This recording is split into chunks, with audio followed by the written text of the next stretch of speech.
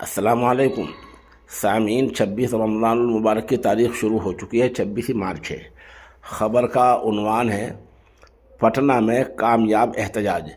آج آل India Muslim personal board کی آواز پر تمام ملی تنظیموں نے ریاست بہار کے پٹنہ علاقے میں ایک بڑا احتجاج کیا ہے، مظاہرہ کیا ہے، جس میں کہا گیا ہے کہ ہم وقف بل 2024 کو پورے طور پر ریجیکٹ کرتے ہیں، مسترد کرتے ہیں۔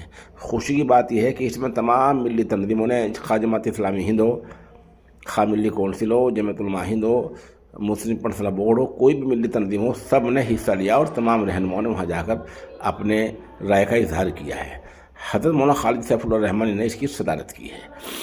دوسری اہم بات یہ ہے کہ بہار کی جو اپوزیشن پارٹی ہے تیجسوی یادو کی، اور خود ان کے والد صاحب لالو یادو، دونوں اس میں شریک ہوئے ہیں، اور دونوں نے کہا کہ ہم آپ کے ساتھ کھڑے ہیں اور ہر ممکن کوشش کریں گے کہ اس بل کی مخالفت کی جائے اور یہ بل پاس نہ ہونے پائے۔ آل انڈیا مسلم پرسنل بورڈ نے اس احتجاج کے ذریعے کہا ہے کہ بہار کے وزیر اعلیٰ کے لیے یہ آخری وارننگ ہے۔ خبر میں بتایا گیا ہے کہ اگلا جو پڑاؤ ہے مسلم پرسنل بورڈ کا، وہ وجے واڑہ میں ہے، یعنی آندھرا پردیش میں، جہاں چندر بابو نائیڈو کی حکومت ہے۔ وہاں 29 مارچ کو اسی طرح کا ایک بڑا مظاہرہ کیا جائے گا اور بڑا دھرنا ہوگا۔